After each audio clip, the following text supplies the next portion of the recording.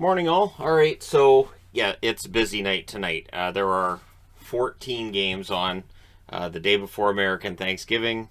There's 13 games the day after. Let's go ahead and jump right in with the fact that there's 6 starting at 7 o'clock Eastern. There's 2 starting half an hour later, one a half an hour after that, an hour before the next one.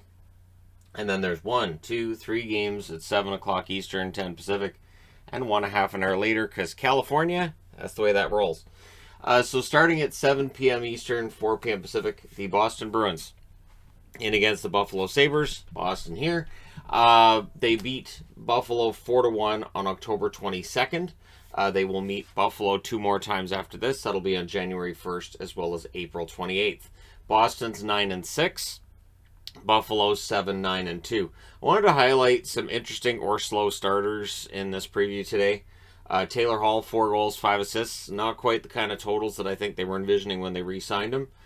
Skinner, 5 goals, 5 assists. Honestly, kind of a rebound for Skinner so far.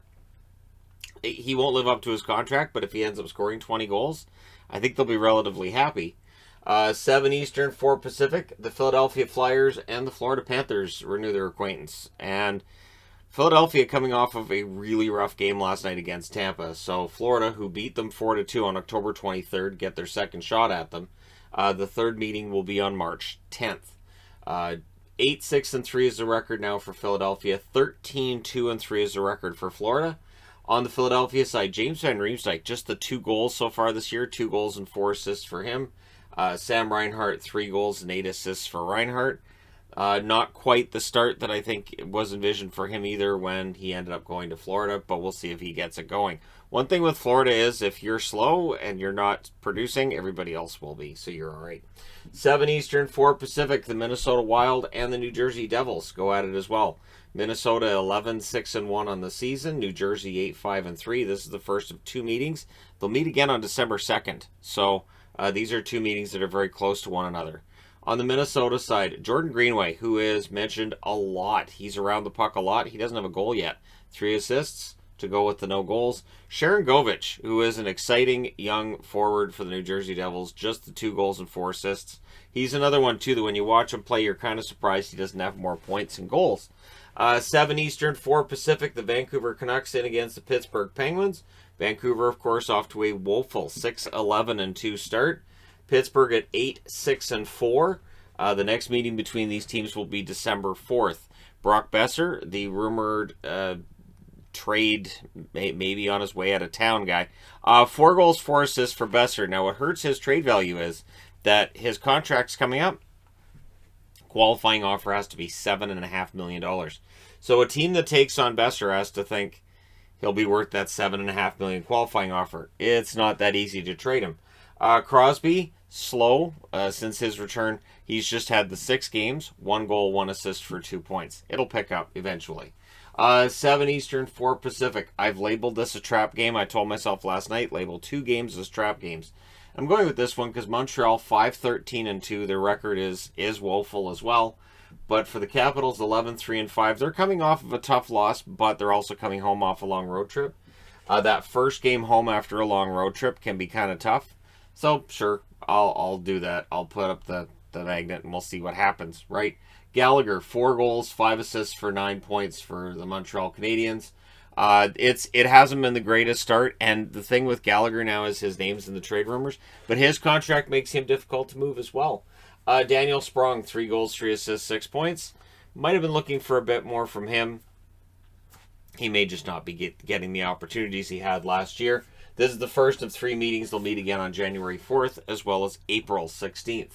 Also at 7 Eastern, 4 Pacific, the Winnipeg Jets 9-5-4 in against the 10-6 Columbus Blue Jackets. This should be excellent. Dubois against his former team. Roslovic getting a chance to prove himself. And we'll see how things go. Oh, and that Line A guy. So on the Winnipeg side, Scheifele's off to one of the worst starts of his career, I think. 2 goals, 5 assists so far for him, 7 points.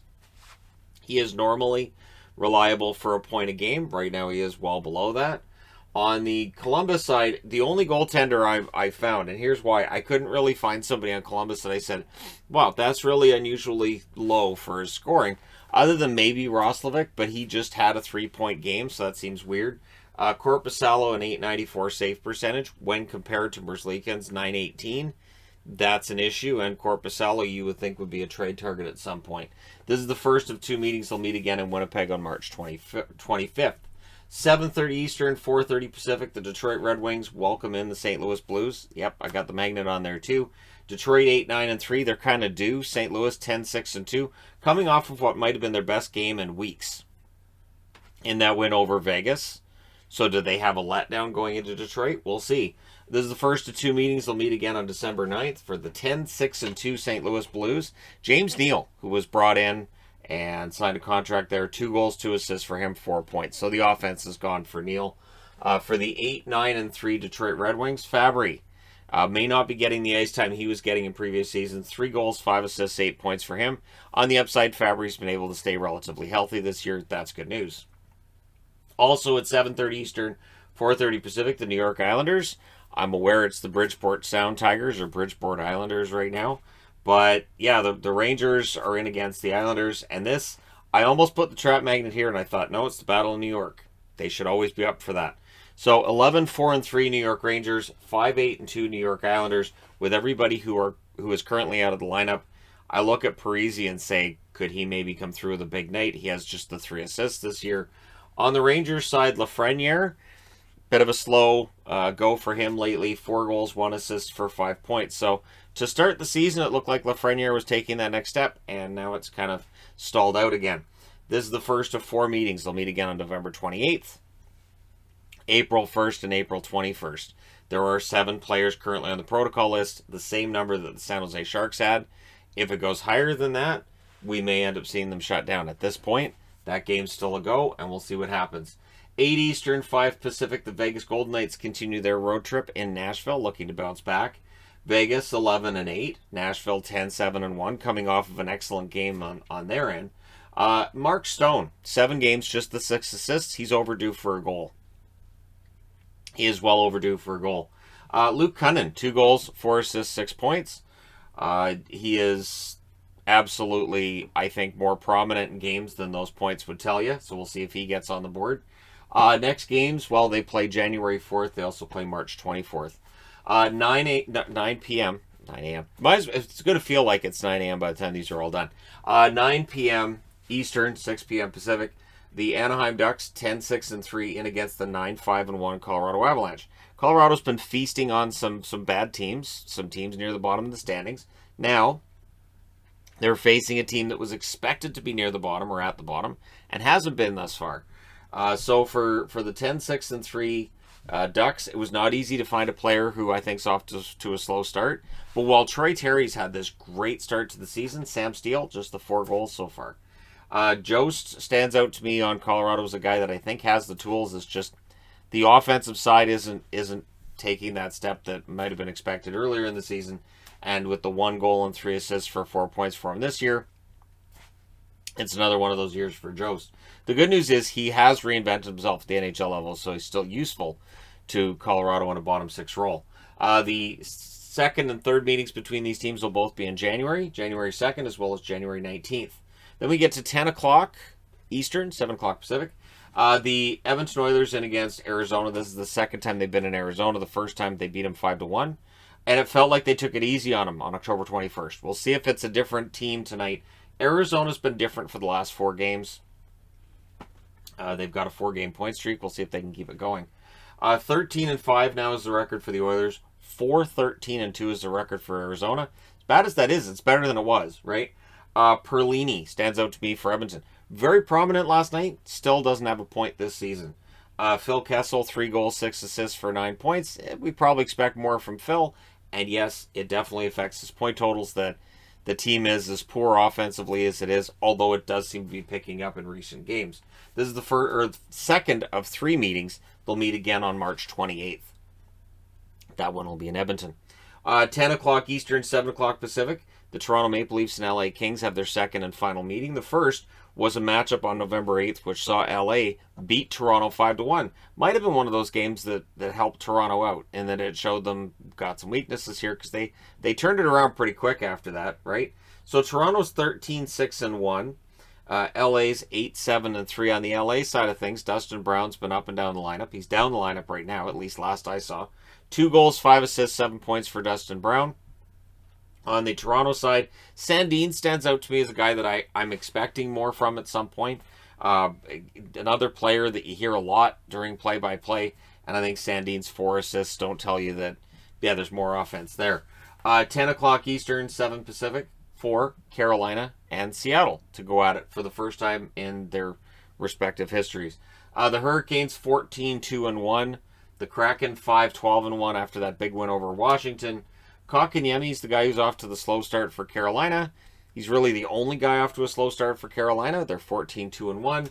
3 goals, 1 assist for Kotkaniemi. Seattle, there were various options, but Geekie stands out to me because he's been very prominent, but he doesn't get the puck in the net. He's almost as jinxed as Donskoy, and I didn't put Donskoy up here. Geekie, 2 goals and 2 assists for 4 points for Geekie. But yeah, Donskoy is, there seems to be some players this year that you'd swear they were cursed or just really bad luck. The second meeting between these teams will be March 6th. That, of course, will be in Carolina. 10:30 Eastern, 7:30 Pacific. The final game of the night gets started. San Jose and Ottawa. So this is the Erik Karlsson Cup, right? These teams met October 21st in Ottawa. The San Jose Sharks won that one 2-1. San Jose went on a nice run through Canadian teams at that point. Ottawa's 4-11-1 now. San Jose's 9-8-1. Balser stands out to me as a San Jose Sharks player that I would expect more from. 2 goals, 5 assists for Balsers, who, of course, was a member of the Ottawa Senators and was brought back to San Jose on waivers. Stützle is the guy that, to me, is off to the slow start for Ottawa. 1 goal, 6 assists for 7 points for Stützle. So there you go. You guys are all set for tonight's games. Let me know who you believe will win in the comment section below as always. Don't forget to hit like and subscribe if you're browsing your way through. You just happened upon this video. Thank you guys so much for watching, for all your support. I will talk to you again soon.